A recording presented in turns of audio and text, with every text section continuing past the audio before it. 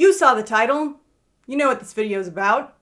So let's get into it. Young Justice is a 2010 animated teen drama following the young proteges of DC's superheroes as they form their own covert ops team, uncover conspiracies, deepen their friendships, discover who they are, and save the world. While the show's full 4-season run has a great debate surrounding its merits, the first 26-episode season is universally beloved by animation and superhero nerds alike. If dislike is the opposite of like, is disaster the opposite of aster? The plot can be incredibly dense at times. The sheer number of characters the premise juggles may be intimidating at first, especially for those unfamiliar with the DC canon, aka me the first time I watched it. But in general, I would say the show does a great job of balancing this out by keeping the most important threads simple and easy to follow, as well as slowly increasing the size of our core cast members from 3 to 8 by the end of the season. I regularly find myself revisiting the show, appreciating it more each time I do, constantly surprised at how difficult it is to stop watching once you start. Every time an episode autoplays, I never have the heart to stop it because, oh, this episode! But this one's such a good episode, we have time for one more, right? The structure keeps you hooked, the action pieces get me excited, and most of all, I end up caring deeply about the fate of each one of our central characters. Anyway, all this to say, I think this is the template that Dragons Rising is working off of. Dragons Rising is a 2023 sequel to 2011's Ninjago, which itself was kind of two separate shows, but for the purposes of this video, we'll just be calling that all Ninjago. Dragons Rising, much like Young Justice, centers a new generation of heroes under the mentorship of the adult heroes most people are probably more familiar with, slowly introduces members of the team into the plot one by one, is focused on longer form multi-season storytelling, sets up slow burn mysteries for its audience to follow, is not afraid of its plot or character set getting too dense, and in general is leaning into some darker concepts for its target demographic. Now, in my ideal world, a reboot or sequel to Ninjago would take heavy cues from Young Justice. I would love a more nuanced blend of humor and serious stakes, a setting where death is a real threat, a split focus on the main cast which manages to dive into each of their intricate backstories and mental baggage. I think all of these things would greatly benefit Ninjago as a franchise. And on a surface level, that is exactly what Dragons Rising is doing. It is Ninjago's take on Young Justice, for a younger audience and with Legos. And everyone in the fandom adores it, praises its quality as a return to form for the franchise, which admittedly recently ended on a very rocky note. It's true. She helped. It's the best Ninjago's been in years. Absolutely brilliant, subversive storytelling. And the thing is, I don't really care about Dragons Rising at all. And for longtime fans of the channel, don't worry. Everything I said in my first review of the series still stands. It's good. I liked it, but I don't know. I just don't have any emotional investment in what's going on. I could not care less that there are new episodes coming out in April. And that seems inherently strange to me. I care very deeply about this franchise, and it seems like I should be interested in a lot of the directions they're going here, but when I finished watching season 1 and put up that first review, it was a little more honest than you might realize. It's good. I liked it. It was partially a joke. I knew that everybody would be putting together in-depth reviews way faster than I could ever put my thoughts together, so I thought that was a cute little way to acknowledge that I had watched it and that I could put out ASAP. But it was also, in all honesty, all I really had to say about it. There was nothing I wanted to gush over, no major complaints worth filing, no theory I wanted to share, no hype to get out of my system. It was just good. I liked it. Why is that? Why don't I seem to care about what this show is doing? What is the mental block keeping me from obsessing over this like the rest of the fandom? Well, that's what I'm here to try and solve today. I've been trying to figure this out for 2 years now, and I think I've finally got some theories together. Still not sure I have any definite answers, but the breadcrumbs that I do have, I think, lead me to some interesting observations, at the very least. So if you're willing to look at the fandom's favorite gift from the heavens with a little bit more of a critical, confused lens, then come with me down the rabbit hole. And before we get into everything, I want to stress one more time that I do not think Dragons Rising is bad. I like it fine. I need you to hold that in your mind as we go through this, because it is going to get very negative at times. But whatever else I say, fact still stands. It's good. It's good. I like it. I liked it. It's just, I like Dragons Rising the way I like tomato soup. I'm certainly not going to say that tomato soup is bad. I will eat it if you put it in front of me and probably enjoy it fine, but I'm not eagerly awaiting the next time I get to have tomato soup. I'm not passionate about tomato soup. I forget about tomato soup the instant I stop interacting with it. Why? Why do I feel this way about tomato soup? Dragons Rising! Theory number 1. It's too different. How am I supposed to care about a thing that is different than the way that I remember it as? That's impossible. I am inclined to believe that this is not the thing that's throwing me off, because in general, I tend to be a pretty pro-change person. It never bothered me when the show changed directions before, and I really don't think it's bothering me now, but it's probably the most often cited reason why somebody doesn't connect with a reboot, so I figure it's worth investigating. The plot is following new characters. How on earth am I supposed to relate to different characters? I think this is a good move. It's exactly the move I would make. Decentering the old cast doesn't bother me because we've been with them for a while and they're still there, and the new characters are all fine. I quite like Aaron. He is just a polite little ray of sunshine. Sorry, didn't hear you. Trying to find a pencil sharpener. Let me know if you see one. I'm down to follow this kid. Wildfire is pretty fun and certainly gets the most laughs out of me. Don't worry, I'll let everyone know what happened to you. Maybe someone will be sad. Ooh. Sora is not my favorite character. You'll certainly be hearing some negatives about her throughout the run of this video, but by no means do I dislike her more than early seasons Jay. Maybe a wish is what it takes. Maybe this is how she falls for me. And I still like the early seasons fine with him there, so I think having one character that I don't vibe with is generally okay. As a little bonus, Dragons Rising, at least up to this point, has largely excluded Jay from the plot, so I do appreciate that. Speaking of our old cast, they all feel in character enough. In fact, I think Kai's evolution into the fun uncle mentor is extremely in character. You're patient. I'm not, remember? Okay. The choice to have everyone slowly enter the plot, I think, is a smart way to juggle cast size. Zane's reintroduction always gets me so excited. I literally applauded on my first watch through. The multi-season storytelling is a little bit of a switch up, but we have done it before in the Oni trilogy, and everyone knows that's some of the best content in the show, so I'm not gonna complain about that change. I think the only change I can really criticize on its face is the intro. It's barely even 15 seconds. We only get like a quarter of a chorus.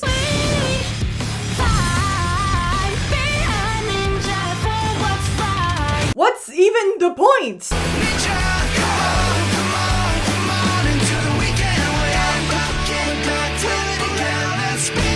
The point of a theme song is to set a tone for the show. If you don't give it enough time to set a tone, then it's just wasted space. However, I don't think the fact that the intro is a little too short is breaking the show for me, so I'm gonna go with no. I do not think the fact that the show is too different is what's bothering me here. Theory number 2. It's just not to my personal preference. In any piece of media, there are inevitably going to be cliches, tropes, character types, and stock plot lines that, while perfectly valid on their own, just aren't to your personal preference. Sometimes it just isn't your cup of tea, and that's fine. I do enjoy many of the influences that Dragons Rising is pulling from, so again, I find myself doubting that this is the whole reason that I'm not loving it, but there are some things that aren't to my preference. I'm not really a fan of a lot of the side character types that this show has been going for. Most of them feel pretty meh to me. I like Mr. Frohickey. I like Bonzel after we get to know a little more of her backstory. I do appreciate Roby. This This year is just the beginning of what's going to become a multimedia, cross-platform, content-generating event. This brain rot infected dude bro is too real. Sad face. Other than that though, I just don't have much of an opinion on many of our side characters, or have a vaguely negative opinion of them. What the heck is going on with Gandelaria's voice? I've been very low on rare magic ingredients for like weeks now. Yeah, see, and it was see? How many different voices did you go through? And how exactly did you land on that one as being the one you wanted to go with? And a really good set of slugs would change all of that.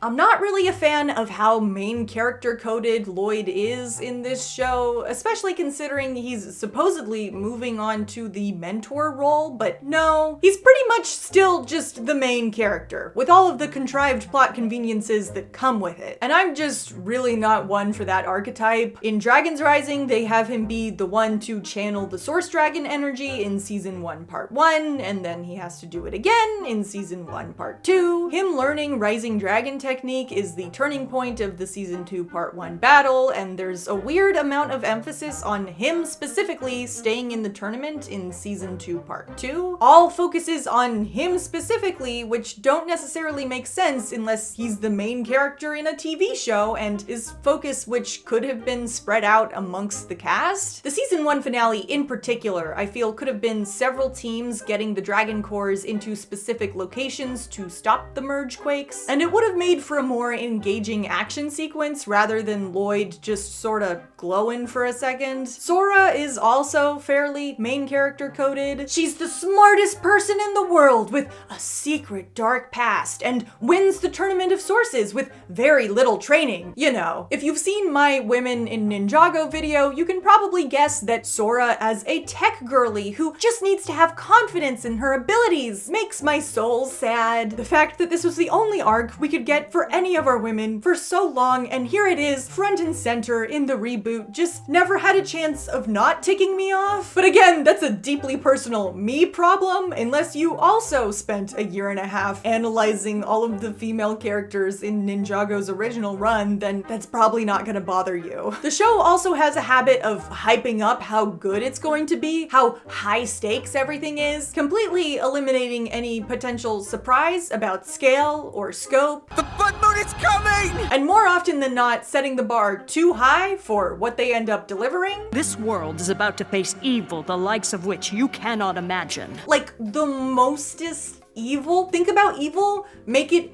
even more evil, and that doesn't even come close to the level of evil. Like the essence of evil isn't even this evil. You guys have no idea how evil. Hot take, I think we need a season where the fate of the world isn't at stake. Like they go to talk to the mentor character for the season and they're like, oh yeah, definitely not the worst thing you've faced. Like maybe top 20 if I had to place it, but that's just me. Maybe that kind of talk gets you hyped up and even more invested in the show. I don't know. They also really like using flashbacks to give us information, and I don't know, unless you're doing something interesting with it, flashbacks are a storytelling device that I really don't care for. Those are my personal grievances. Honestly, I think these things probably are contributing to my not really feeling the vibe, but a lot of these aren't necessarily new for Ninjago either, so I don't know. Theory number 3.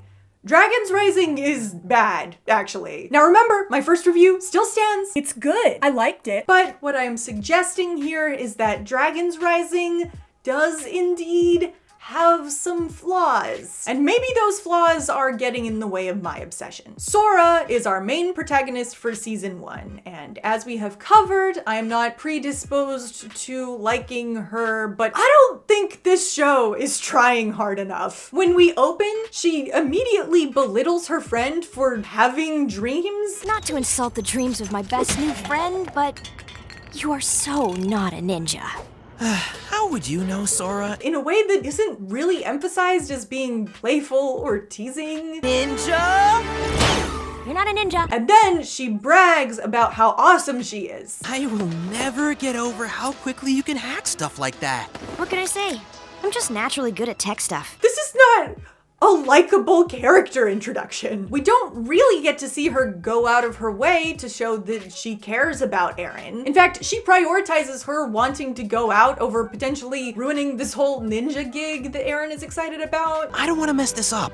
He'll never find out. Like, we both know that was never a real threat, but they don't know that. In the first few episodes, I don't know that we really get the sense she cares about anything. I've never given a look into what this girl is passionate about, or the depth of her personal relationships. We know she's good with technology, but we never really get to hear her gush about her work, and her arc revolves around her being frustrated with her technological abilities. That's so whack! It instantly disconnects you from that character. You want me to care about her, like maybe have her care about anything? About her friends, about her work, about her home? I don't really see her being in love with any of these things. Okay then. Additionally, if they wanted Sora's past to be a mystery, they should have set it up as a mystery. Don't have her volunteer information about her past as exposition. I'm from there, remember?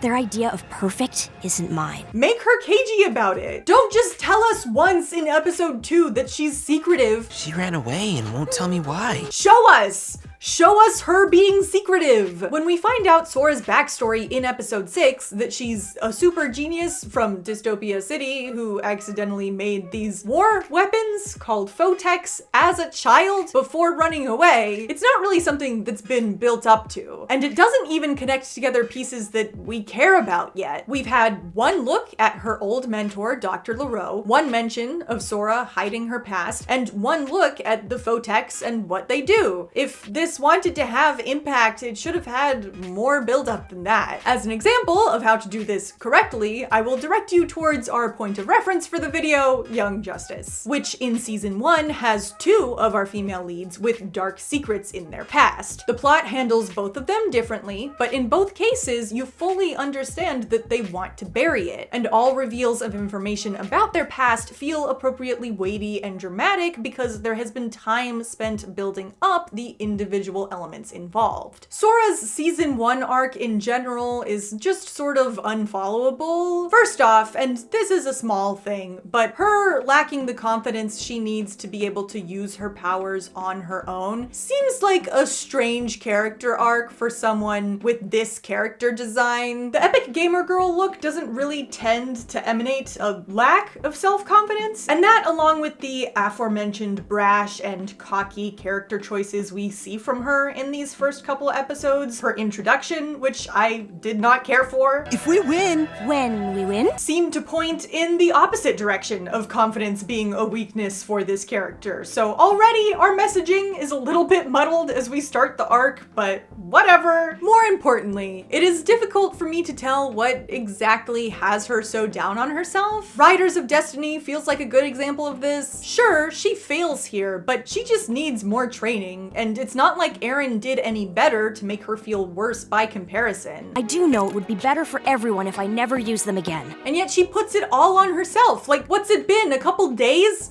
Weeks at most? Did you think you would be mastering this already? As the season goes on, we see, if anything, improvement in her skills while continuing to insist on her loss of confidence. And then at the end of part 1, she's learned responsibility?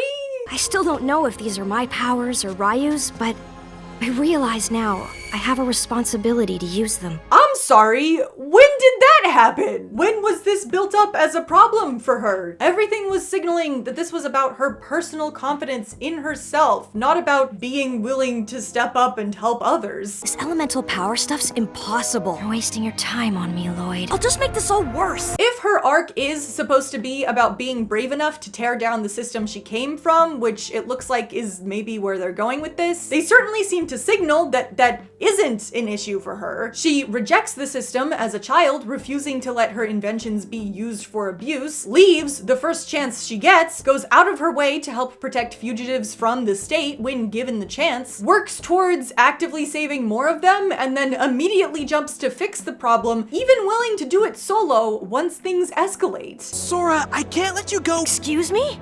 alone. That is as much, if not more, responsibility as should be expected of a child in this scenario. If she were really scared about going back to face the system that abused her, like, I don't know, maybe have a line about how she can't go back? I can't go back to Dr. LaRoe's lab. Maybe have her try and flee the scene when she sees Ryu being chased because she does not want to get caught herself. Maybe have her hesitant to look into things in Imperium further. Like, there are ways to convey this arc if that is the arc that you want to be doing. We have a lot of the same back and forth on confidence in part 2 as we did in part 1, and then at the end, the conclusion is that she needed to let go of her parents because she subconsciously wanted to prove herself to them. I thought I had to prove myself to you.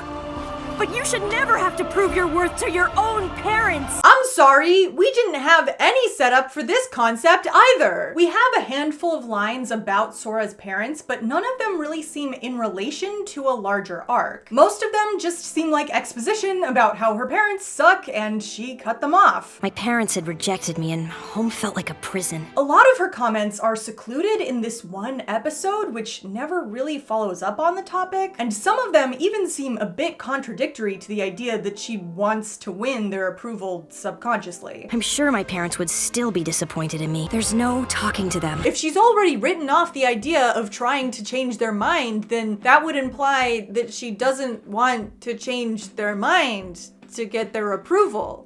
Right? Even if just subconsciously? But they go out of their way to say it twice, so I don't know what it is they thought they were doing. Now, can we retroactively fit the lines that we have into the themes our ending tells us it wants to have? I suppose. The round peg does fit through the square hole, but if that's the arc they were trying to convey, they certainly did a poor job of displaying that arc in the first 19 episodes of the season. There's so much simple groundwork that's missing to communicate these ideas to the audience. For example, Sora hardly ever mentions her parents in the first half of the season, and never in a way which conveys anything about her current thoughts about them. Did one of your parents have powers? Not that I know of. Which seems strange to me, because if you're theoretically trying to tie together her confidence and her relationship with her parents, it seems like the point where you're talking the most about her confidence, you would also want her focused on how much her parents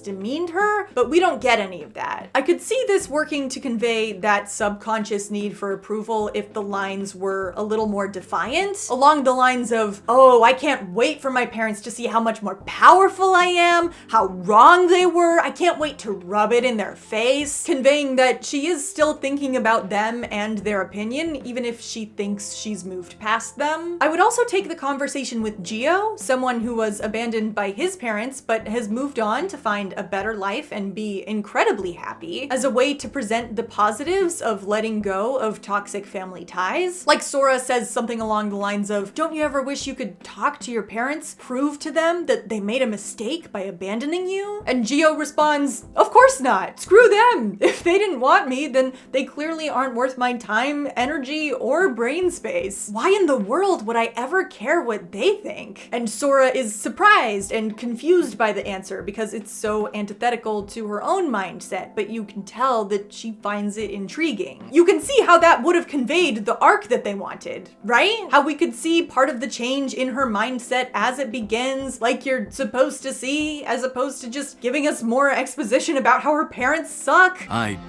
don't remember my parents. I wish I didn't remember mine. Additionally, we only ever see her interacting with her parents in flashback as a kid. So when they pop up in the finale, it feels way out of left field. If anything, it would maybe make more sense if she wanted to prove herself to Dr. LaRoe, someone who did understand her talents, who she did look up to, and who she has some actual screen time with in season 1. And then she unlocks her powers because her friends are in danger, which had nothing to do with any of her struggles.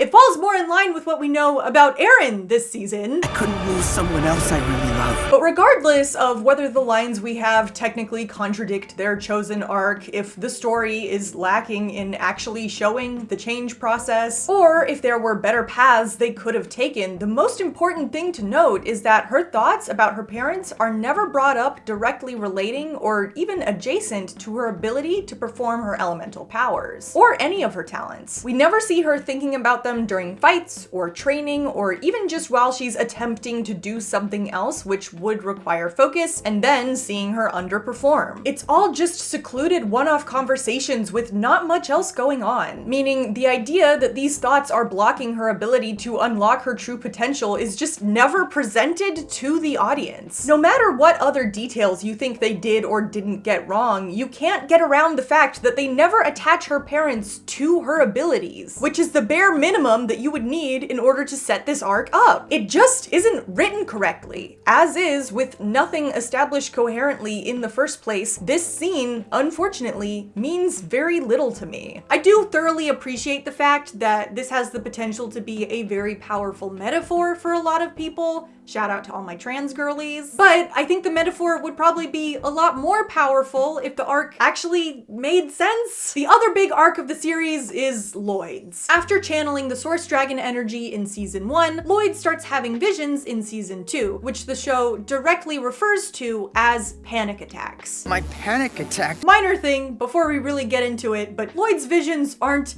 interesting narrative visions. They're just sort of a flash of random images of stuff that's gonna happen later, which is much less interesting to me than something like the season 1 Green Ninja vision or the Tangled the series visions if you watched my last video. Anyway, our base premise for the arc is that Lloyd's visions are a mental health allegory. Now, I don't have anxiety. I've had maybe 3 panic attacks my whole life, so I'm not an expert on the topic. Take my opinion with a grain of salt. But my first problem with this is that his panic attacks don't link back to any recent trauma that he's had. Only the magical event which brought about the visions. If this coincided with a betrayal, a battle gone horribly wrong, the death of a teammate that he blames himself for, I think that would really strengthen the metaphor here. But as is, the panic attacks just sort of start because they're plot convenient. Additionally, it links his panic attacks to an ability to see into future possible timelines. And stepping anywhere near my panic attacks are superpowers that give me inherently helpful information seems like kinda iffy territory. Like, that's weird. Right? The way this arc is presented, it seems pretty clear to me that they cared more about the ominous plot visions side of things rather than the panic attack side of things, which seems like probably the wrong approach to take. His arc consists mostly of him saying he hates the visions and wants them to stop, he needs to fight them, make them go away, over and over and over again. You no longer have to live in fear of them. No, I need to stop them. I can't handle more visions. Can't let them come. Have to force them to go away. And then at the end of the season, he finally decides to take advice that he'd refused earlier and not fight the visions. And that seems to take care of most of it. Allow the visions to come. Now, on the surface, don't fight your panic attack if you feel one coming on, to my understanding, is a good piece of advice. Trying to resist usually just escalates things, making the attack worse. But there is no visible arc, no progression, just a repeated emphasizing of the starting state of the arc before it jumps to being fixed in the finale. This should be a process that we see him working to improve at throughout the season. But all we really see him do is try and fight it and be miserable because of it. I also think it would have been useful to see Lloyd's problem with the visions/panic attacks begin and not just jump in mid-problem. A lot of your child audience probably hasn't had a panic attack yet, so demonstrating what it feels like for the first time and exploring that introductory period to your anxiety would likely be useful for the little kids watching, who might need guidance through that experience when it happens to them or a friend. It bothers me that Lloyd's relationship to his team isn't really explored in this through line. Showing the value of a support system who knows your condition, how to help you, what can be triggering for you, how best to bring you down from an attack, etc., is, in my mind, one of the most valuable resources that you can give kids in a plotline like this. Showing kids that you don't have to go through this on your own, like Lloyd does for most of this season. It's strange that we don't have more blatant outward support for him from the team on this point. They notice that he's tired and would prefer that he's not tired. I hear steering a ship is a little easier with your eyes open. Some people are worried about the truth of his visions, but nobody's worried about the panic attack part of the panic attacks. We've had lots of depictions of panic attacks lately, and a lot of them take care to emphasize how other people, prepared breathing or mental exercises, and even medication are important when facing problems like this. And Dragons Rising does nothing to give its audience tools to respond or react to their anxiety outside of, well, don't get anxious about your anxiety, because that'll definitely make it worse. If you're going to have a large arc on this topic, especially when you're talking to kids, you've got to get it right. And this just isn't it. Those are the two most prominent arcs in the show so far. I don't know if it's just unfortunate that the two most prominent emotional points are also my least favorite, or if the fact that they're given more time gives the writers more room to mess them up somehow. A lot of the smaller arcs are fine. Frack flipping from working with Roz to fighting against him happens pretty naturally in easily discernible stages with logic you can follow. They clearly know how to do a character arc. Why don't you do those with your main character arcs? And we may as well talk about Aaron's arc, which is clearly the best of the three that we've gotten, even if it is currently unfinished, but does have a couple problems I'd like to address. The whole idea is that he's the ninja fanboy of season 1, and by the end of season 2, they want him to turn his back on the team. Cool. Love that. So the way this plays out is that at the beginning of season 2, Aaron has now lost confidence in himself. Must be nice. More ninja in training repeatedly stating that they're not good enough. Just what this show was missing. He is immediately down on himself for not having powers, and again, I feel like this is probably a shift that we should have seen happen over the course of the first 10 episodes, rather than a starting point which just gets hammered into the ground for half a season. Aaron later gets annoyed that Lloyd isn't looking into how to save his parents. Lloyd promised we'd find my parents before. But Lloyd never promised to save Aaron's parents. I think, correct me if I'm wrong, I went back to try and check, but as far as I can tell, that never happened. So why would he be mad that Lloyd broke a promise that he never promised? This would be so easy to fix too. Just add in a scene where Aaron asks Lloyd to prioritize finding those lost in the merge and have Lloyd tell him directly to his face, no, give us that Varian moment. That's all we're missing. I can't help you.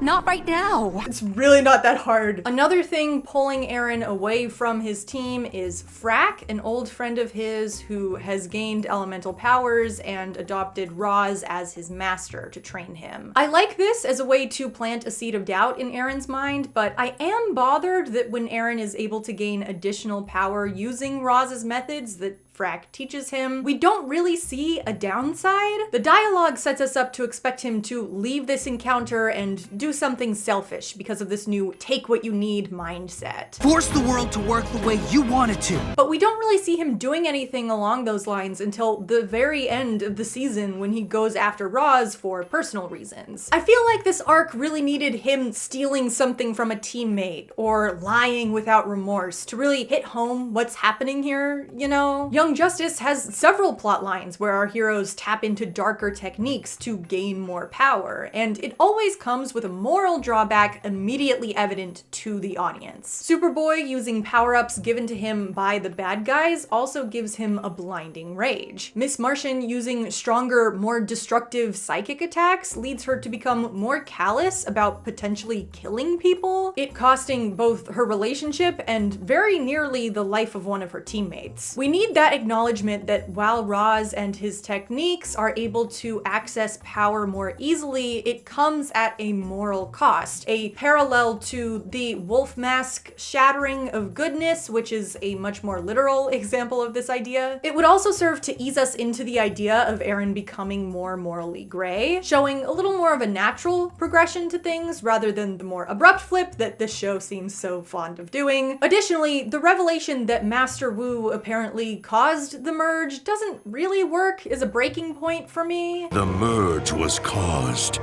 by Master Wu. Primarily because we have no idea why Wu caused the merge. No one seems to consider that he might have had good reason, might have been the only way to save the world or something. I don't know. That seems like a weird benefit of the doubt not to give him when the information was fed to you by your enemy and is readily admitted to by Wu when asked directly. So As is, this line at the end of the season is exactly as much wiggle room as the Aaron arc has gained from me at this point. We're not buddies or anything, but you know where my parents are. I think all of his actions make sense as a necessity, but this line at the end about the ninja failing him doesn't quite seem right. The ninja failed me. The delivery hints at a more full evil turn, which would not be earned at this point, in my opinion. But hey, maybe we'll stick the landing on it next season. We're only halfway through this thing right now, so I don't know. Also, this better lead to an actual dissection of the faults and failures of the ninja, because otherwise this plot is going to end up feeling very hollow. If you need a template, Young Justice has even got one for you. In season 3, our heroes decide they're gonna take a page out of the villain's playbook and start using deception and lies and misleading people in order to get the upper hand, and this causes some serious contention and backfires a little bit, and it's really interesting. So this is a win?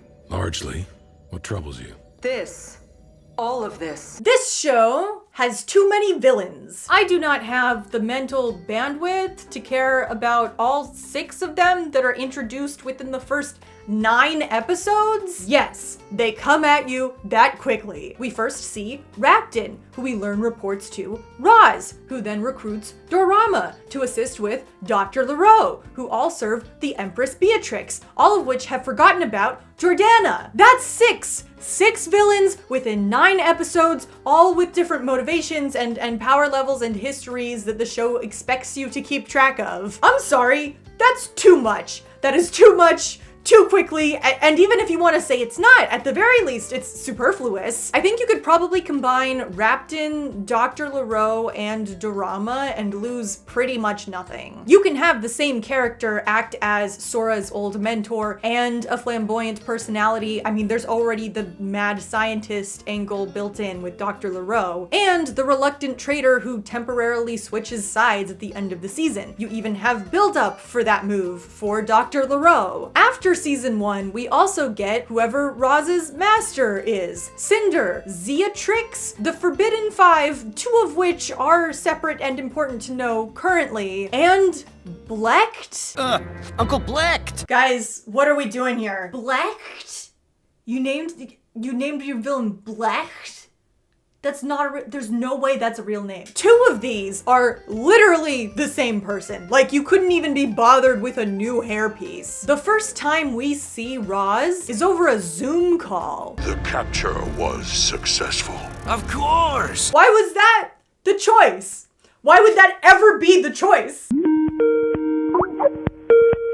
Did anyone think this through? Beatrix, Empress of all Imperium, is not at all intimidating, no fun, no gravitas. I don't know what to tell you. I am Empress Beatrix Vespasian Oris, absolute ruler of Imperium and protector of the true path. She obviously can't even hold a candle to Asphyra, who is, built off the same archetype they're working off of. I don't think we should have seen Empress Beatrix until at least episode 9. Have her be an image seen all over Imperium, referenced by a lot of the characters. Have her influence seem everywhere, but don't show her to us until you really need to. I just want to impress the Empress.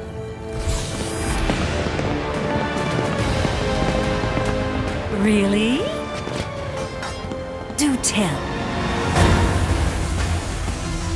Can you imagine if that were the first time we saw her? The feeling of like, I am a tiny child and an adult has just entered the room, so nothing else matters. But hey, I guess her hopping on a Zoom call in episode 2 is just as impactful, right? Jordana's one joke isn't given enough time to land and isn't even set up properly. A chance to finish our bitter rivalry once and for all.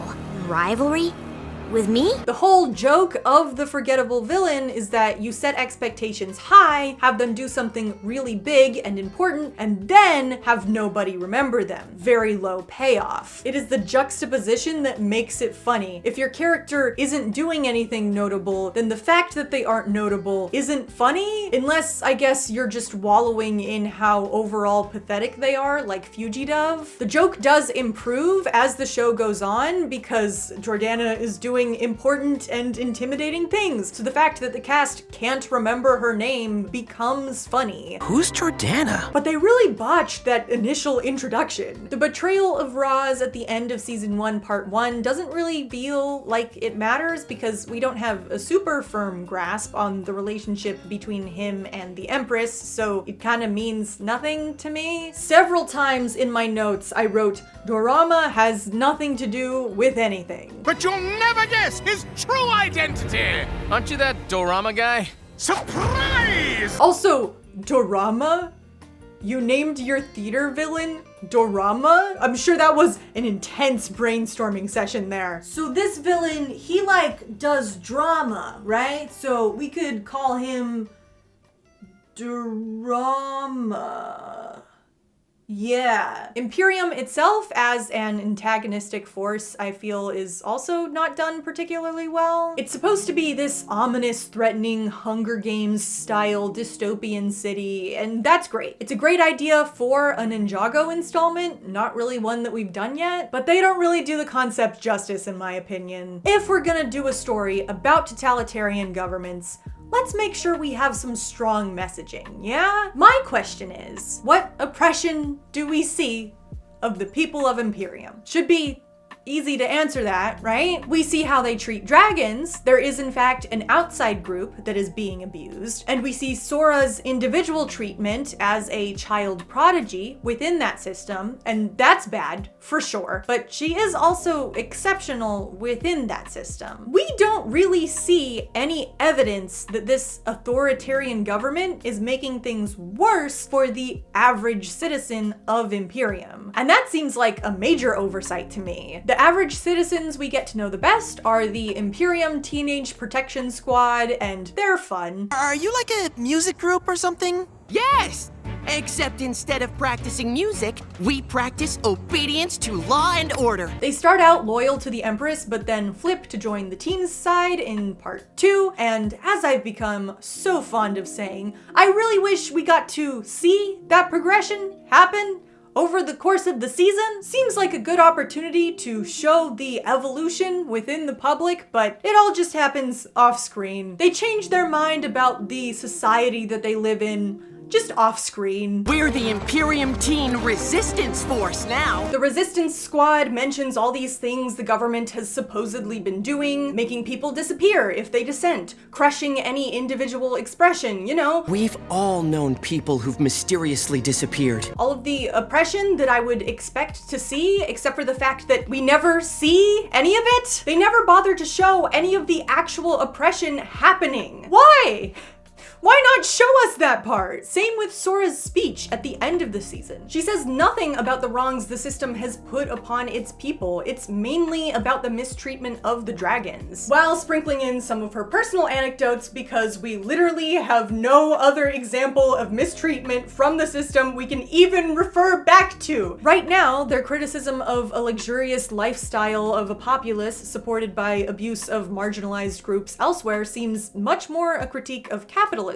But that's not what Imperium is. It's a dictatorial government, not an all-encompassing mega corporation. They're both bad power structures, but they do work differently. Given the autocratic dystopia we're in, we should be seeing the burden that's put on the lives of the residents and the city in general. In fact, we see Imperium in a flashback back when they were supposedly a more just society, not exploiting dragons, and it doesn't really look much different. I guess people are allowed to hold balloons in the past, but the aesthetics are all the same. There's still giant statues glorifying their leader. The guards look the same. Everyone wears the same clothing. Like, shouldn't that be a change you'd want to make a clear contrast out of? That things look different once the government changes for the worse? Even if you don't want to design a bunch of new assets just for a flashback, it would be so easy to have a sequence where we see the protective dome go up. A noticeable darkening goes over the city, a physical representation of its isolation from the rest of the world and entrapment of its people. You know,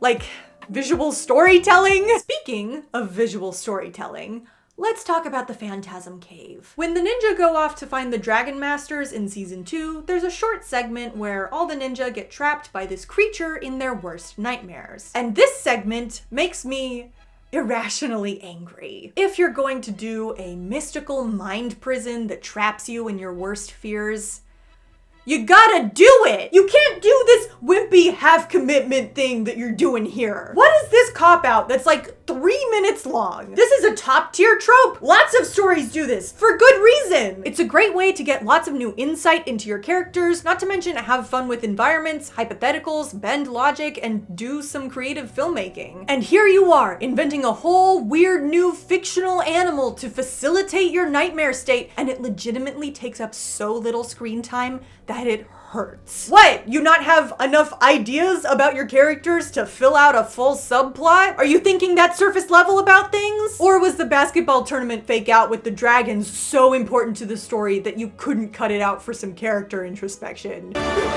It's so short and pointless. It doesn't functionally do anything except for very directly tell us, here's what this character is afraid of. You will never be good enough. No looking into why, or making some progress, or losing some progress on the issue in the dream state. We don't even get to see everyone's visions, let alone any thematic parallels or interconnectivity between them. It's just such a waste of a classically exciting setup. It feels legitimately irresponsible to me that they did this little with the concept. Why on earth would you place this plotline at the beginning of the season? Put it at the turning point, my dude! That's what this scenario was made for! Literalizing and physicalizing characters overcoming mental challenges so that it's interesting to watch. Using the nightmare dream sphere to give us exposition in the most boring possible version of the trope is dumbfounding. It's wrong. It is straight up incorrect. Like, the whole point of the nightmare dreamscape is to get creative. There's so much symbolism and messaging that you can easily tie into things. Weird undead Penny turns to look at Penny that's just crawled out of the grave covered in blood and says, I killed you. How are you still alive? Because when you got friends, you can never die. The possibilities are literally endless. But yeah, I guess Aaron running in place is pretty deep too. Did you forget us? What? And Nia's vision. Nia's vision is so blatantly reverse engineered. Her biggest fear is supposedly that Jay has forgotten her. And wouldn't you know it, we find out later in the season that Jay has memory loss. I've never seen you before in my life. Like, no shot. The writers sat down and had an in-depth discussion about what Nia's fears might be, and then landed on Jay having amnesia, and so wrote Jay losing his memory into the script so that she could face that fear. Nope, sorry. Absolutely not. You had the Jay amnesia plot first and then established Nia's fear of it second because of the angst potential. You don't get to pretend like you organically wrote a plot that makes Nia confront her fears. No, you don't get that. That's not getting past me. I have X-ray vision on your intentions.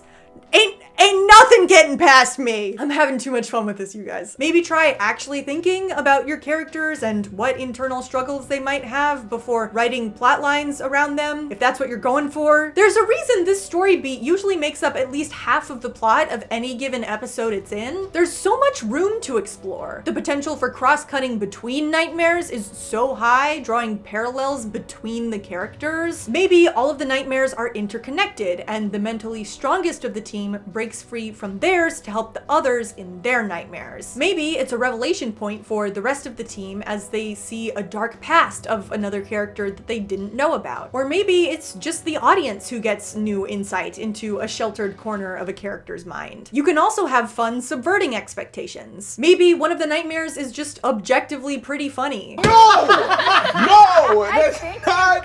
Don't know! And the best thing about any dream environment that you're creating is that you can have your characters get in insanely creative fights and action scenes where they are literally beating up their mental roadblocks with cool looking and symbolically important powers or tools. Not to mention how accessible this type of storytelling is to kids. Literalizing some of the big abstract issues these characters are supposedly battling this season would be a great way to get kids to grasp these ideas a little more easily. But instead, it's literally like 2.5 minutes of vaguely ominous stuff to bait us before we move on. When this dropped, Like, half the fandom lost their minds over this scene. But I need you to understand that all of the deep introspective stuff that people were theorizing could have happened in Kai's plot is what we could have had for every character for a full episode, like it deserved to be. And it could have been really cool and satisfying and beautifully and symbolically stunning because a lot of other people have done it. Stop freaking out like they did a good job with this. They didn't do a good job with this. They just gave up on the concept halfway through. Stop teasing us with actually interesting stuff and then just not following through. This isn't how you do storytelling. I'm also not really vibing with the show's action.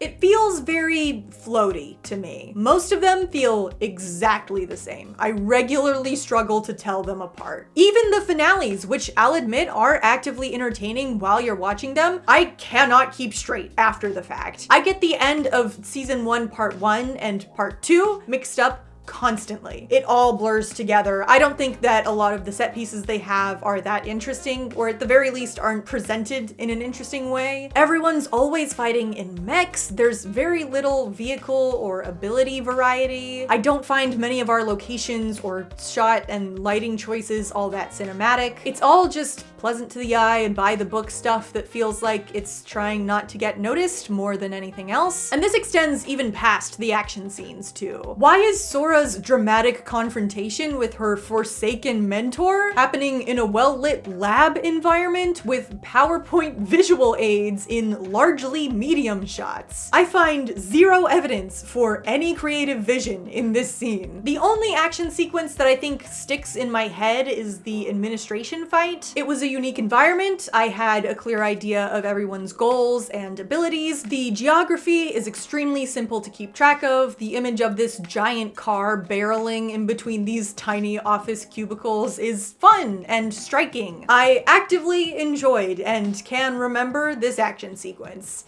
Feels kind of like the bare minimum. But not a lot of our set pieces are doing this for me. And I think that most everyone can agree that the worst offender on this front is the Tournament of Sources. My goodness.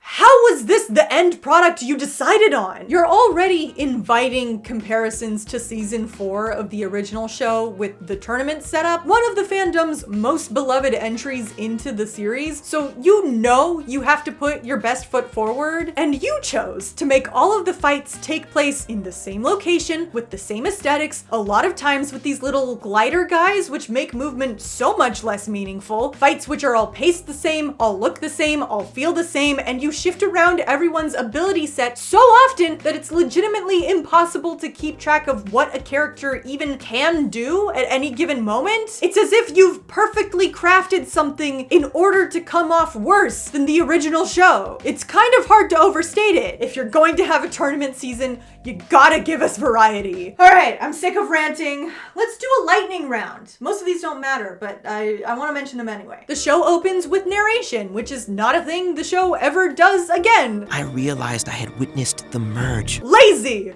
Do better! The saturation on this show, when the lighting is high, is way too much. I do get that the previous show was criticized for occasionally being a little desaturated, but I need you to understand that this legitimately gave me a headache at times. Lloyd not getting recognized by people familiar with the ninja when not in disguise is dumb. It's our neighborhood's way of remembering our great heroes, the ninja. Like, presumably his picture is in this little memorial. This feels so weird to me. Kai fake-out death in episode 4 that doesn't even last half a second. They aged up Ryu and ruined a perfectly good, insanely marketable character design for whatever this is supposed to be. They say that this pencil is better than brand new, but like, I don't believe you. Better than new, actually. How?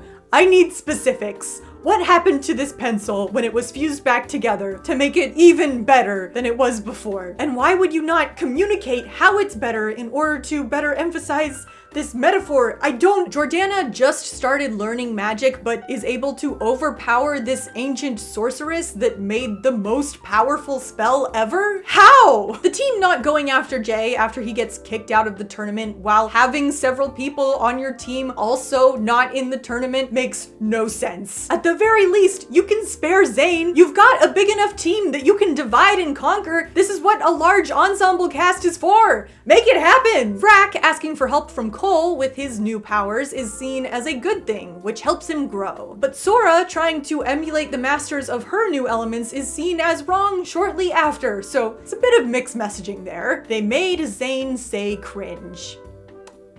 And I don't know that I can ever forgive them for that. Registered high levels of cringe. Now I could go on, but hopefully I've made my point. Dragons Rising is not perfect. However, I can't really hold that against it because Ninjago had problems equally as bad, if not worse. It gets all sorts of details wrong. Most of our character arcs are nonsensical jumbles. There are entire seasons, which I despise for how poorly put together they are. There is no way that quality is the factor making Ninjago more enjoyable to me than Dragons Rising. It is almost a ridiculous suggestion to even have made. I apologize. So let's move on. I feel like I've been a little bit of a Debbie Downer. A negative Nancy, if you will. I feel like we might be losing track of our starting point here. It's good. I liked it. So how about we do a quick little intermission and I'll talk about some of the things that I like. Kai is a bad artist confirmed, and I love that for him. Just in general, I really like Kai in this show. I think most people do. I think most of it is Vincent Tong is just having the time of his life. I don't know, I can really feel his energy in the booth with this show. It knows my name. I'm famous among ghosts. Zane Day is really cute. I love this little B-plot. The moral about pranking, I think, is a really great kids show moral. I love that they took the time to include these more direct lessons in the episodes that they did. It could have been more, but you know. Sora thinking she's cursed and then actually getting cursed is cute. Lloyd and Aaron having to save Raptin is a great setup, and the impossible path pays it off really well. And it also teaches kids a little bit about snails. So it's all great. The main reason that Ryu's character design change hurts so much is that his original design is one of the cutest things that the show has ever made. Look at this guy. Instant heart melts. I know a lot of people are interested in my thoughts here, and yeah, the female representation in Dragons Rising is way better. Obviously, I don't think they're writing all of their females well exactly, but the reasons they're poorly written are no longer based in those sexist tropes which plagued the old show. The male-female balance feels a little more true to life, and just overall, the underlying bias in the writer's room feels like it's gone, or at the very least that they've made efforts to counteract it. Ninjago by the Numbers has a great graphic showing if Ninjago episodes pass the Bechdel test, and you can just see the change. I feel like that displays my point better than I could ever articulate. I love how the show completely drops Nia's supposed return to Samurai X setup in Crystallized so very unceremoniously because it's just that bad of a plot idea for her. Sora lying to help boost her friend's confidence is a great little plot line with some nice moral grayness to it. Kai's entrance into the season 2 final battle is a great moment. I'm glad the Kai stans finally got their big battle sequence. I appreciate how Xantance just randomly gets an elemental power that he didn't even know about, and then voluntarily leaves the tournament on the off chance that it'll make some people feel more comfortable. I do have some rock stacking to do at home. He's so real for that. I like this dagger.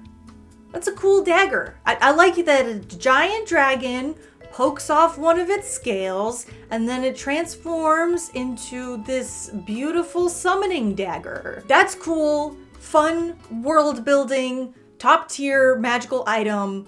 I want one of them. All right, that do enough to remind you of the full scope of my opinion here. It is good. I do like it. Okay, let's move on. Theory number 4.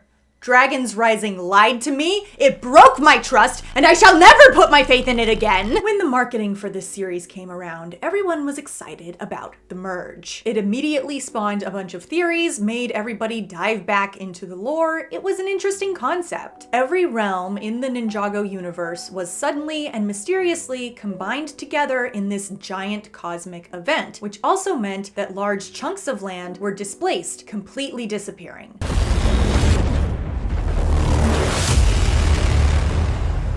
That's a good pitch. The show's opening shows us the merge happening. Our first 2 episodes are titled after the merge. We get lots of different perspectives on it happening, and it turns out the ninja are scattered across the merged realms, and Lloyd is trying to find them. I'm excited! I'm excited to go explore all these new lands. I'm excited to unravel the mysteries of the merge. And then the show just doesn't do that. After a couple of episodes to establish our characters, we take a swift left turn into whatever is going on in Imperium and righting the injustices there, which is cool, I guess. It just has nothing to do with, you know, what the show pitched me. And our characters don't really seem interested in delivering on the show's underlying premise either. I do not understand why, like, all of our characters don't really seem to care about finding all of the people lost in the merge. That feels like a thing that, even if logically it isn't their top priority, emotionally, everybody should want to prioritize, right? But it's just kinda no big deal to everyone on the cast, except for Aaron in season 2 sometimes. Can you imagine if Avengers Endgame, well actually in this scenario, Avengers Infinity War doesn't even exist. It happens off screen and we get a little info dump about it at the beginning of Endgame. And then Avengers Endgame itself keeps the time skip, but doesn't really focus on any of the after effects of the snap. It just sort of dials in on taking down this dictator of this city that we've never seen before. That's what season 1 of Dragons Rising is to me. Like, I'm sure this would make a great installment at any other point during the series timeline, but I feel like you've established some pretty big ideas here that we should address first before moving on to anything else. And I guess the merge doesn't have to be a big deal to our characters if you don't want it to be. In some ways it makes sense. These characters have had years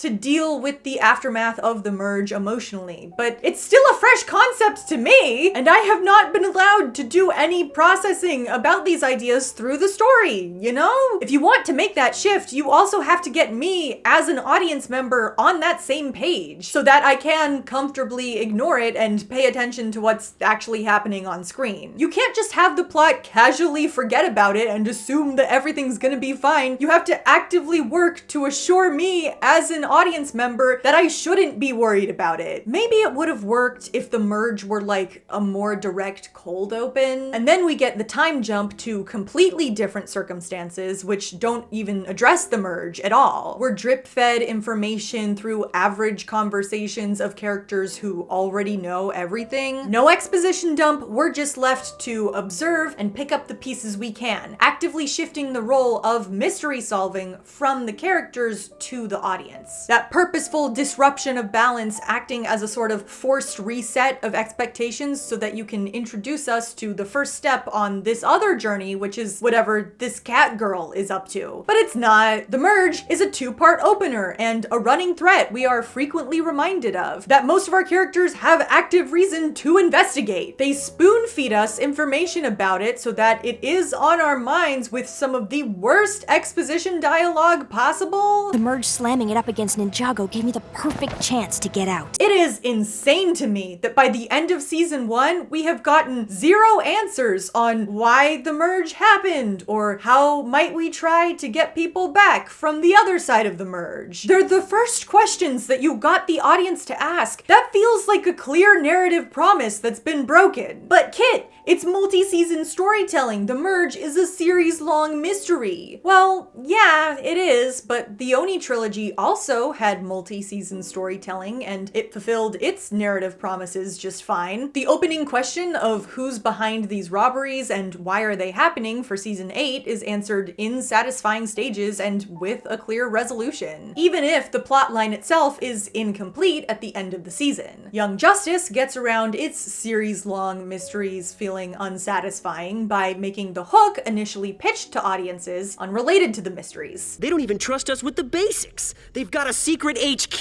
in space. The pitch that the sidekicks aren't being taken seriously and so want to strike out and make their own team is satisfied by the end of the season, when they prove that they have earned the respect they sought and formed a cohesive team by saving the entire Justice League. You have won the day. Promise fulfilled. The multi-season mystery of what the villain's plan is present and remains unresolved by the end of the season, but it isn't put forth by the story until the viewers are already invested, compared to Dragons Rising, which introduces the idea of the merge and the questions surrounding it first. You ever wonder if there's a greater purpose for all this?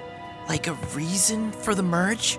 The merge might have taken away everything you had, Aaron, but it's given me everything I have. But the actual hook of season 1 is supposed to be Imperium, I think. Young Justice also softens the blow by having a prominent secondary mystery of a potential mole on the team. It spends a lot of time investigating it and gives us all our answers on the matter by the end of the season, which goes a long way to satisfy that mystery solving itch. Also, a lot of the runtime is spent trying to figure out the question of what the villains are doing. There is an active effort on display towards solving the series-wide mystery. Dragons Rising sets up a huge mystery as its base premise and then refuses to do any mystery solving. Even the one answer that we do get in season 2, that Wu somehow caused the merge, that can't be true. But it is not the result of any sort of investigative inquiry on the part of any of our characters. It's just randomly told to one of our characters by the villain, unprompted. I'm surprised you'd ever side with the students of the very person that caused it. I don't care that we don't have final answers yet.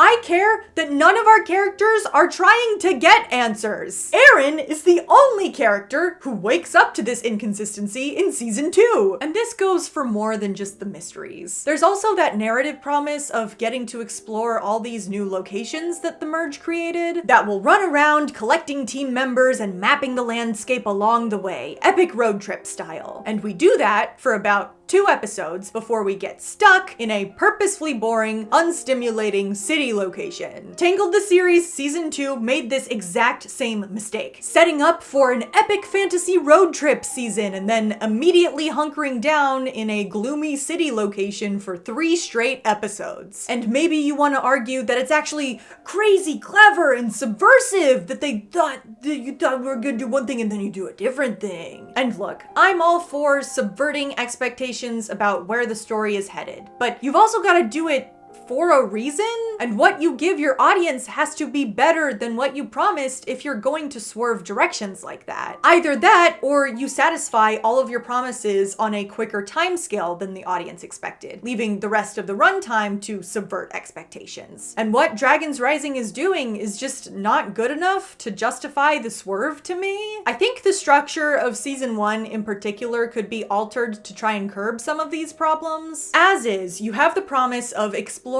these fun new lands after the merge. You get a couple of episodes of it before making a major detour to Imperium for 5 episodes. By the time your brain is fully on track on the let's save the dragons and tear down the system angle, we shift gears again, going on a fetch quest which finally attempts to make good on the globe-trotting angle, before taking us back to Imperium for the highest stakes portion of that plot. My suggestion would just be to move the fetch quest forward so that we get through all of that before we ever step foot in Imperium. I think this has a chance at satisfying my craving for merge-related content. It wouldn't answer any of our mysteries, of course, but the roaming the world angle would maybe feel a little more satisfied, because if you front load us with a bunch of it all at once, it's probably going to lead me to some level of satisfaction, rather than putting it on the back burner as something to return to later, so when you do come back, there's this increased buildup of expectation and what you have left no longer feels satisfactory. And once we set foot in Imperium, it properly feels like an authoritarian government from which there is no escape because our characters don't leave. This would also give us some time to build some mystique around the location of Imperium and lay down Sora's past as an actual mystery that we can set up and then reveal in satisfying order. This would also serve to give each part of the season its own unique identity so that the plot doesn't blur together so much. You have the exploring the merge part and then the Imperium part. As is, all the flip-flopping in location feels jarring and builds you up to expect something that you're not getting for a long while. I think my favorite installment so far has been Season 2 Part 2, primarily because the question posed at the beginning, what's up with this tournament, is solved by the end. Additionally, the cliffhanger from the end of Season 2 Part 1 of how will Kai and Bonzel escape also gets resolved. On its own, Season 2 Part 2 is a satisfying watch. It had a conclusion that had some conclusiveness about it.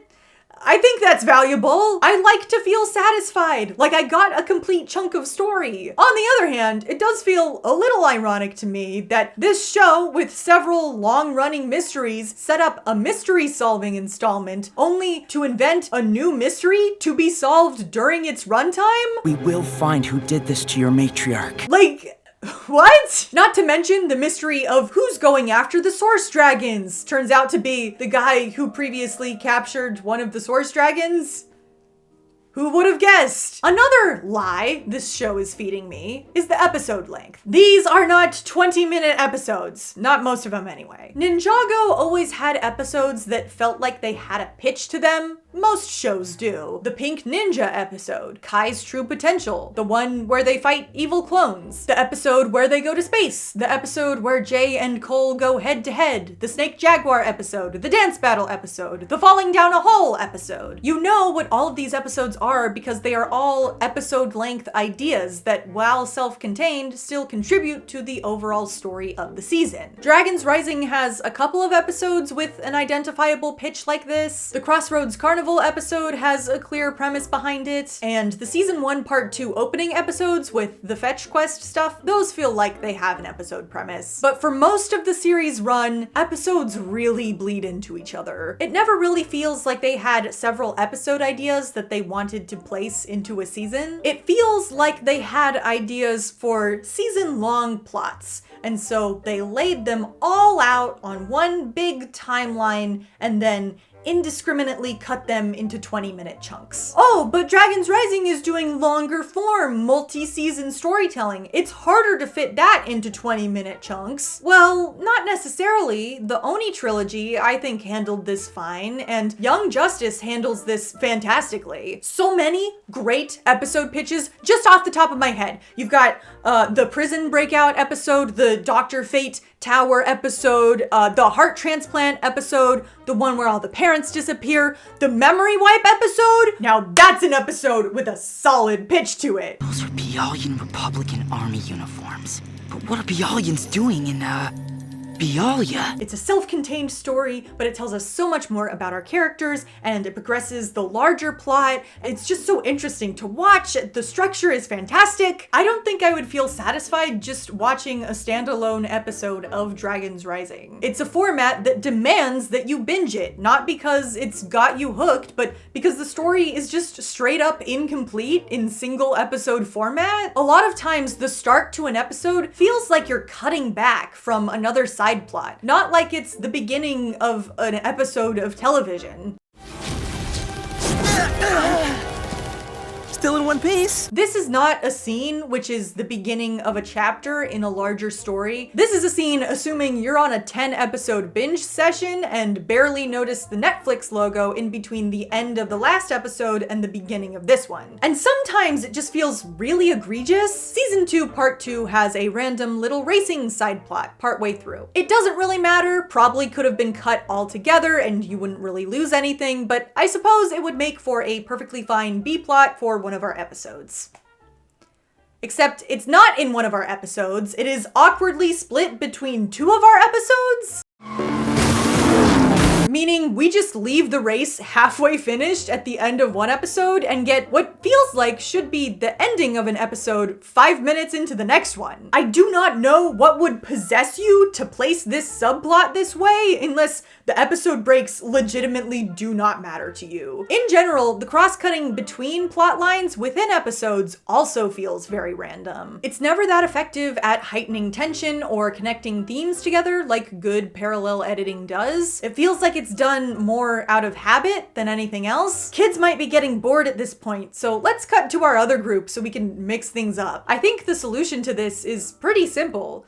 You just need longer episodes. If you expect people to watch in large chunks, then just package it that way. Give us 6 hour-long episodes per season. It cuts your runtime down by 20 minutes per part, but honestly, I think there's plenty of fat to trim, and you might actually be saving time in the long run because you won't be pointlessly manufacturing a cliffhanger to end on every 20 minutes when your story doesn't need one. Yeah, that's another way this show broke my trust pretty quickly, is all of its stupid little episode stingers that tend to go absolutely nowhere. But wait, it's doubly bad because the episode intro is a couple minutes in to every episode, so they needed pre-episode stinger and an end of episode stinger. That's 2 episode stingers every episode. There are some good ones, I won't deny that. Episode 1's Lloyd reveal is great. I think Kai and Nia running into each other under the monastery at the end of episode 8 is really cool. Any story is naturally going to have some good breaking points, but a lot of these are just so disingenuous. End of episode 24. Cole is fleeing these wolf mask guys and enters a portal that takes him to the monastery?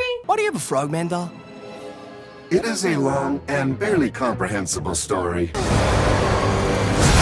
Okay, so the expectations set at the end of this episode for the next one. We'll probably get a good chunk of the story from Zane's perspective, explaining the long story which brought him up to this point, and then we should also get a pretty cool battle sequence, and there's a big fight for the monastery. The bad guys have found a way behind enemy lines, imagine the chaos! But, no. You mean the doll I left you? It's to work out conflict.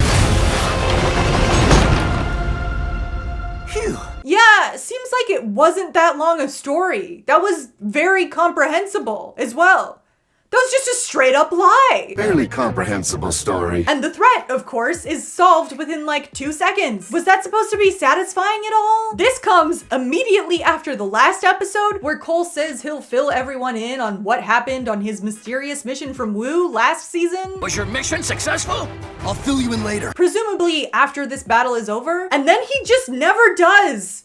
For the rest of the season, he never does. Nothing but lies. I'll fill you in later. When enough of this kind of stuff happens, it instinctually conditions me to disbelieve the plot when it tells me it's going to do something cool or answer an interesting question. I just do not trust it to follow through. Episode 27 implies that we will finally be getting some answers from Gandalaria. If only someone would arrive and tell us everything we need to know. And then it turns out she knows absolutely nothing? Aren't you the traveling slug merchants I've been waiting for? In that same episode, the blood moon finally happens, which is our big ticking clock for this half of the season. Seems like a great heightening of the stakes to end your episode on. Right? Nope! The episode keeps on going for an extra couple of minutes so that we can end on a tease about Jay, which only gets like maybe 30 seconds of payoff in the next episode. Again, you could cut this out of the plot, lose nothing. Actually, I think his big reveal in the next part of the season would be enhanced if you cut this bit. So they turned their back on ending the episode on a promise they were almost certain to keep in favor of a promise that they immediately flaked out on. This job is really rulesy, you know? Speaking of Jay, what are we doing here? We have had nothing but drip-fed 30-second teases that add nothing to the plot. Turns out Jay is working at the administration. He's lost his memory. He might have information about Aaron's parents. We have several flashbacks with him in it. And our big payoff is a scene purely there for drama before he immediately gets exiled from the plot again. One tease is fine, but the more you do it, the more hollow the inevitable resolution becomes, because because there's an increased expectation of build-up surrounding it. If you weren't going to use him, then don't have him show up! You have done this perfectly with Pixel. You mention her a couple of times so that we know you haven't forgotten about her, but gave us no reason to believe she was going to enter the plot in those first 2 seasons because, you know, she wasn't going to, and leading your audience to believe anything else would be to lie to them. In order to give you a sense of scale of the number of open questions we have at this point in the series, I'm just gonna list off all of the ones that I happened to notice on my most recent watch through. What caused the merge? What happened to those on the other side of the merge? How did Lloyd make it back to the monastery during the merge? What happened to Wu? What happened to Pixel? Where is Wildfire originally from, and what happened to her birth family? Why is Ryu important to Roz's plan? How did Jay lose his memory? How did he end up working at the administration? Why was he keeping his powers a secret? How did Jay end up working with Roz? What's the deal with these cosmically interconnected monasteries? What's up with Zane's techno egg thing? The Source Dragon told us that there was a disturbance when he was caught. What was that disturbance? How did Roz manage to capture a Source Dragon in the first place? What's with all the ninja graves in Lloyd's vision? What other realms did the first Spinjitzu master make? Who gave the crab monster his tooth? Geo and Cole? Are they a thing? What's the relationship status there? Why is the Earth screaming? Who is the administrator? What was Cole's mission from Master Wu? And why isn't he telling anybody about it? Who is Roz's master? How did Roz get a wolf army? Who are these people? Where did they come from? Who was the human that the dragon mentors trained previously? Who killed one of the Source Dragons? And which one was killed? Where is Jordana after season 2? Anyway, that's all I've got. I'm sure there's more, but I'm also sure that maybe some of these were answered in small little details that I missed or something like that. And look, I'm certain that the show will answer most, if not all of these questions eventually, but I still think the opening to the series has a level of dissonance from the audience about its narrative promises, mysteries, and otherwise, which is not advantageous and is a fixed problem. As for those future answers, the questions are really starting to pile up, and the more we have to juggle, the longer we have to wait, the more diminishing the returns become. Expectations dictate that the answer must be really good if they're waiting this long to tell us, so if they don't really stick the landing on a lot of these answers, it is going to feel disappointing. I'm not saying it isn't possible for them to pull that off. I'm not even saying it's not probable. What I am saying is that it's a growing possibility that they do drop the ball, and the longer they wait, the higher that probability gets. This is the first explanation that I felt held a significant amount of water. I think that this is a problem that is definitely contributing to my disconnection. If you penalize me for caring, I'm not going to care anymore. But that being said, that's not it. That's not everything. There's something else here too.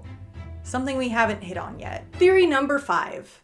This isn't fun. So much of our runtime is spent on melodrama and moping. Not to say that higher stakes and darker drama aren't a good thing. Again, we're using Young Justice as a reference point here, and it has that constantly, but I feel like we're missing a lot of that teenagers doing teenage things energy that both Young Justice and Ninjago thrive on. I know a lot of that time is supposed to be contributing to character arcs, but as discussed, I find a lot of those character arcs pretty clumsy in execution.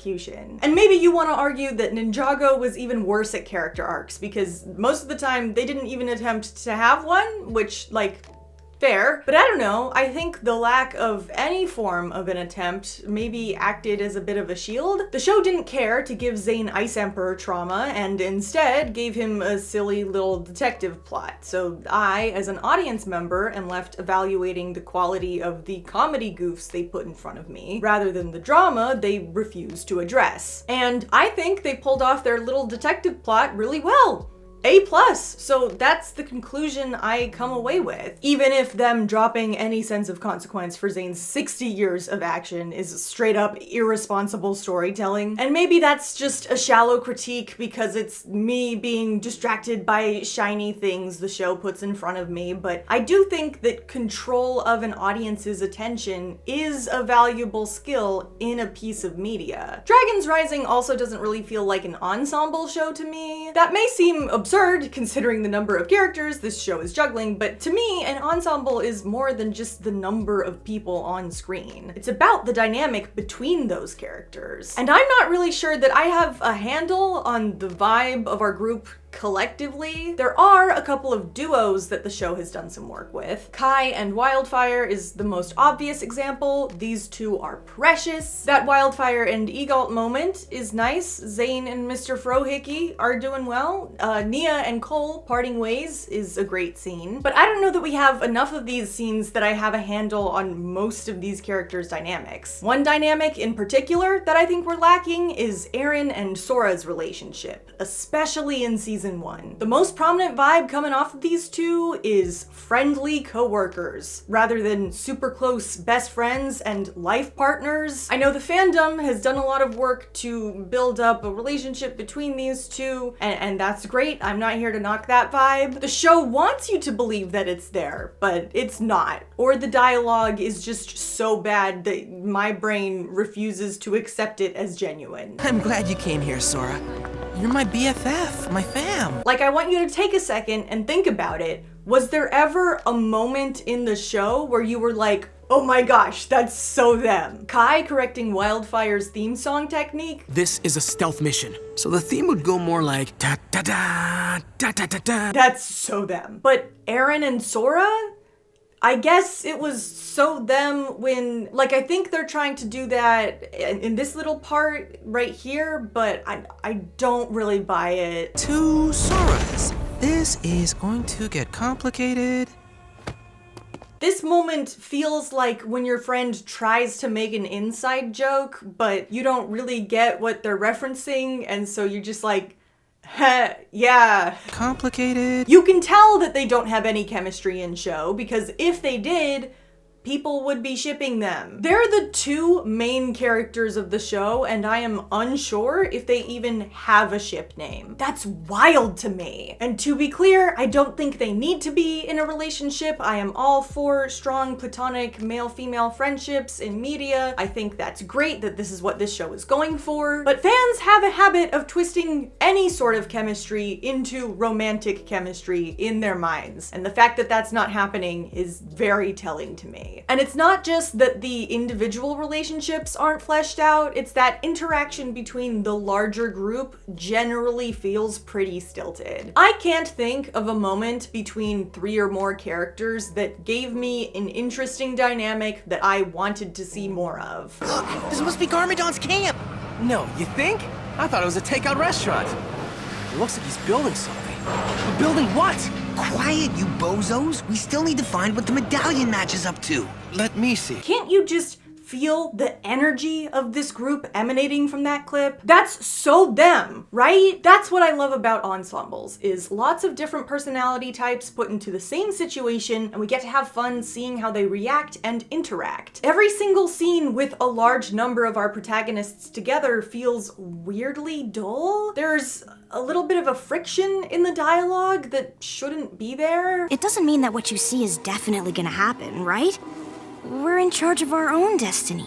We weren't so in charge last night. My wonky spin jitsu is no match for that new elemental master. Don't be so hard on yourself, Eren. You were caught off guard. Next time, all us ninja will be there. Yeah, where there's an elemental master of smoke, there's an elemental master of fire.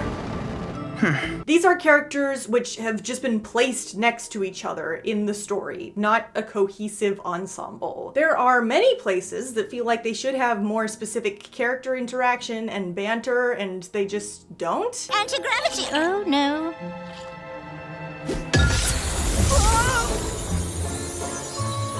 Anti-gravity potion. Pause.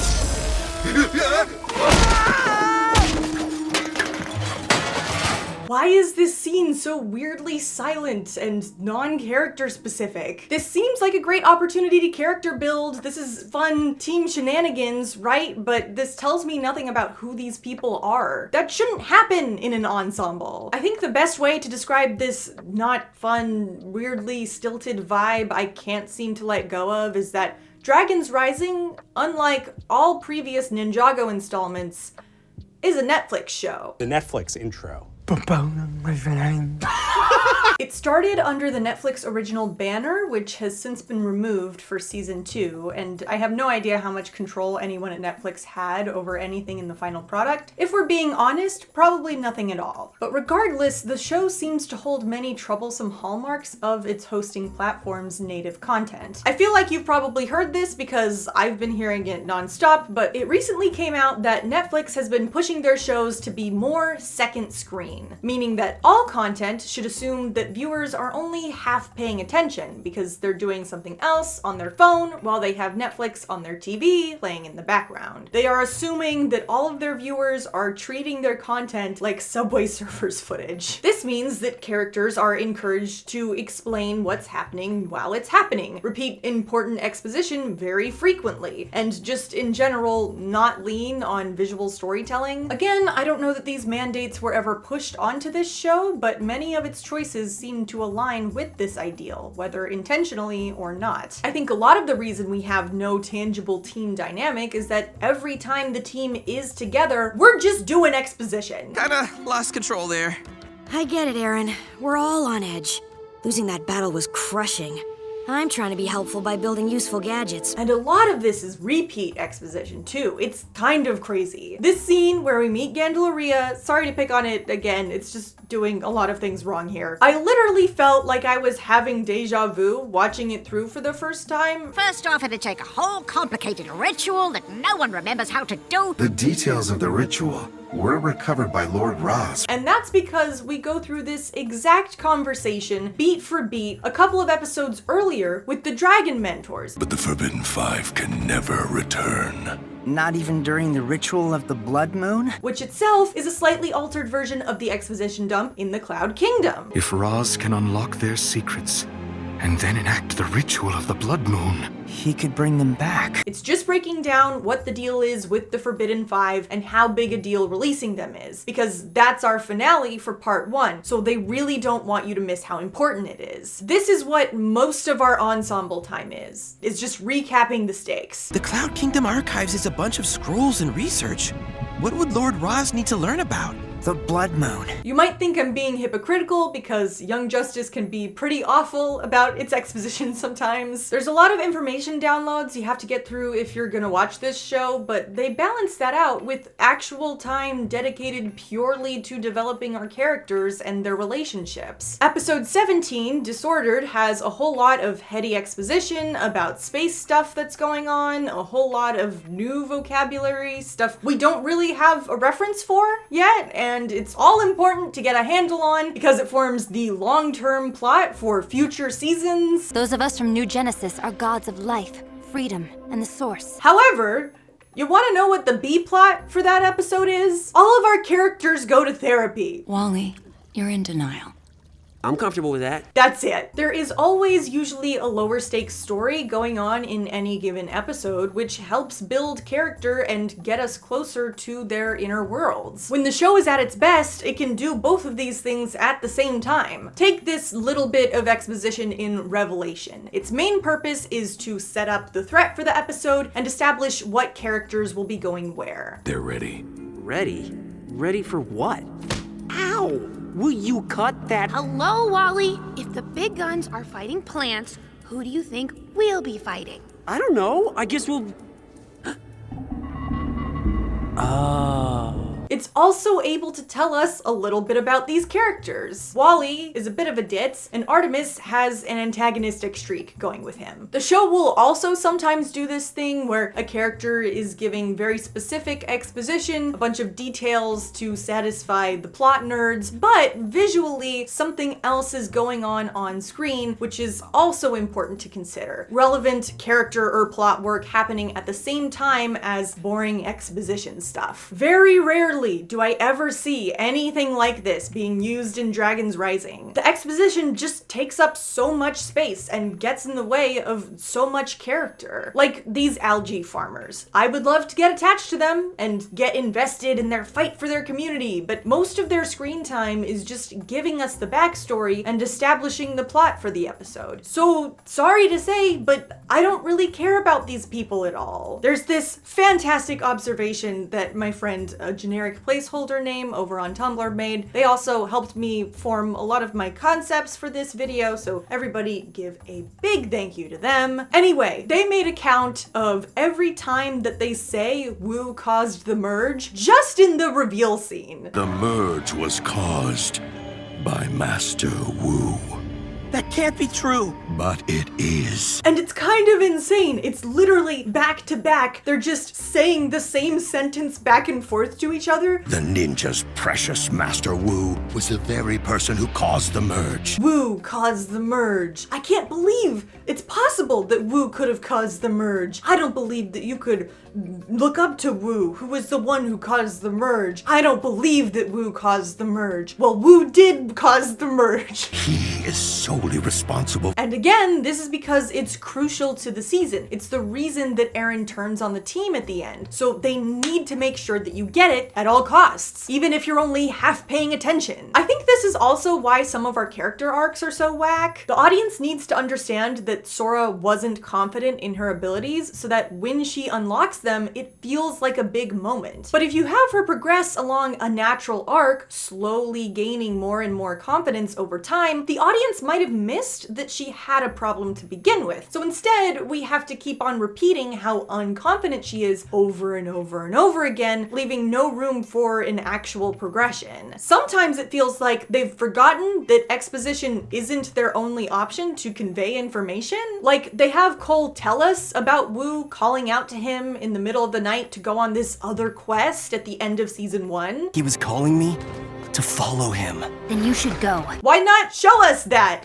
Sounds like a cool scene. You can show us the plot happening as it happens. It's not like you didn't have the time to put it in. Another thing Netflix has a habit of doing is extending runtimes. They want to keep you binge watching as long as possible, and the more episodes a show has, the easier it is to get you to do that. So let's just jack up the episode count as high as we can stand it, and the creators can fill time if they have to. I mean, we already need them to repeat a bunch of exposition anyway. Dragons Rising has a season length of 20-minute long episodes. That is a full third longer than our longest Ninjago seasons, which were criticized for being too long. That is an unprecedented amount of time for Ninjago. And that's the real kicker for me, is that anytime something seems unnecessary, we have to ask ourselves if this was part of the artistic vision or if it was just a way to fill the episode length. On the flip side, every time the show doesn't go into the depth it should on a certain idea, or cuts corners on following up on, or even setting up important story beats, there is absolutely zero excuse for them not including it, because we know for a fact that they had time to include it. Proper setup and progression for our characters, more character moments in general, my Phantasm Cave episode, they should all be there. We had the time for it. But instead, we're forced to sit here and rehash exposition so that kids on their phones don't miss an important plot point. I'd like to think that the fact that this is a Netflix show solves it for me, that some sort of executive intervention explains why Dragons Rising reads as ultimately hollow to me. Because I watch behind the scenes content with the creators, and they all certainly seem plenty passionate and excited about Ninjago as a franchise and Dragons Rising as a new chapter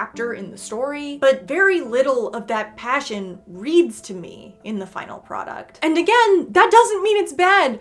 It's good, it's competent, it is a well-made product, it is solid. I just fail to see anything that they've done with the medium. No twists of their own, no creative decision which veers from the norm, no risk taken. And Ninjago was so much more flawed, made so many mistakes. It was horrible sometimes, but I could always tell that there was someone who made it on the other end. That's what frustrates me about Dragons Rising, is I want it to connect me to its creators, to listen to what it is they're trying to say, to feel what they feel, and to see whatever it is that they're seeing. But no matter how hard I try, there's just no one on the other end. I need content which gives you something to chew on, to digest, to dig your hands into, and grip.